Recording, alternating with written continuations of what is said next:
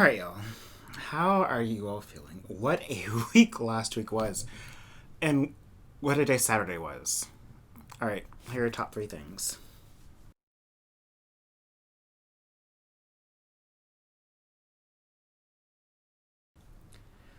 Pfizer says their vaccine is looking 90% effective.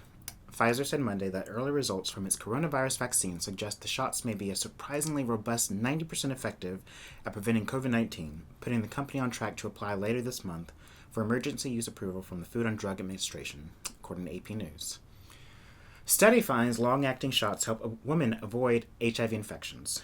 Researchers are stopping a study early after finding that a shot of an experimental medicine every 2 months worked better than daily pills to help keep women from catching HIV from an infected sex partner. Again, AP News. And finally, in case you have not heard, Biden becomes president-elect. Democrat Joe Biden captured the presidency on Saturday when the Associated Press declared him the victor in his native Pennsylvania at 11:25 a.m. Eastern Standard Time. That got him the state's 20 electoral votes, which pushed him over the 270 electoral vote threshold needed to prevail over President Donald Trump.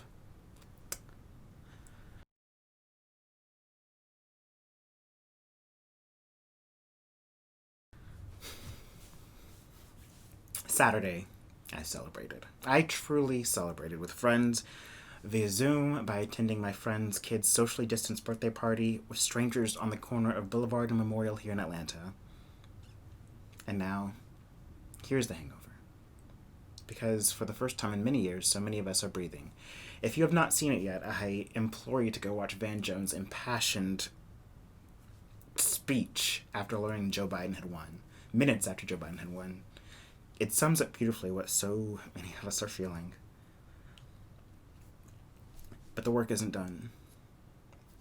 This is tricky to say, and I'll do it best I can. 71,188,487 people still voted for him. 45. In Georgia, that number is 2,455,428.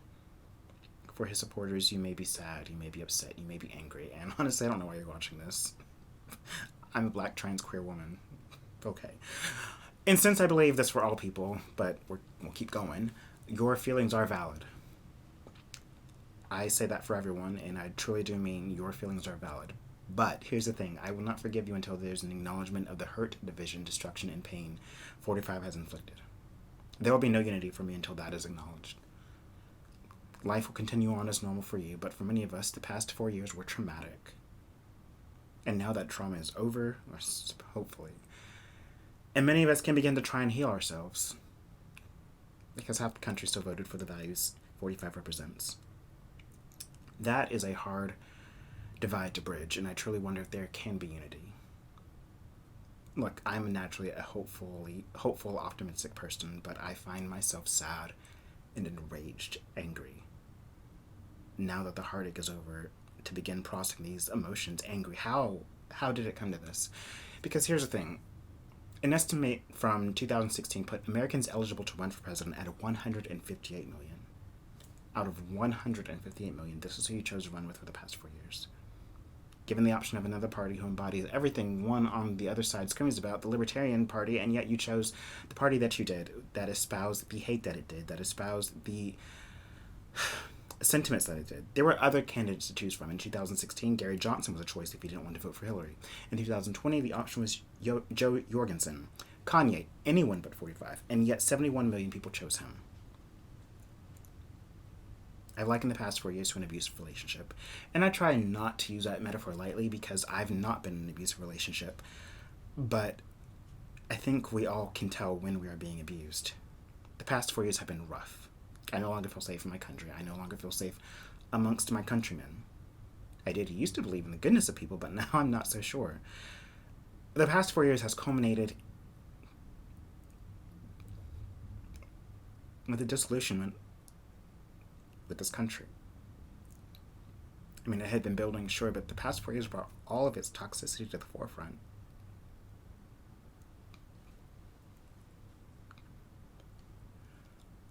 What needs to be done is to regain trust. To rebuild can't be done in 4 years. This is generational work, it seems. Some things I've been told in confidence, and it doesn't give me hope. Because apparently the care and concern I've had of fellow countrymen hasn't gone both ways. I had your back, but you don't have mine, and I have no desire to have it again.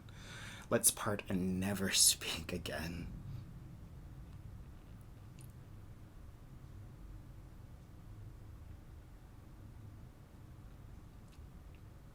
So here comes the emotional processing over the next couple of weeks, and I hope you all are doing your best with your mental health.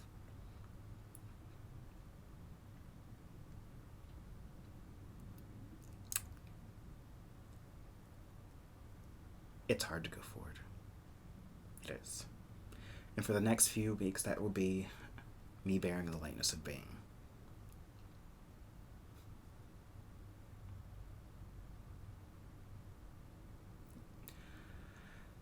I won't be forgiving anytime soon.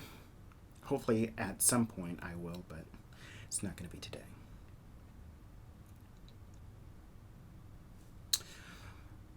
So with that said, I'm going to process my emotions best I can. I hope you do the same.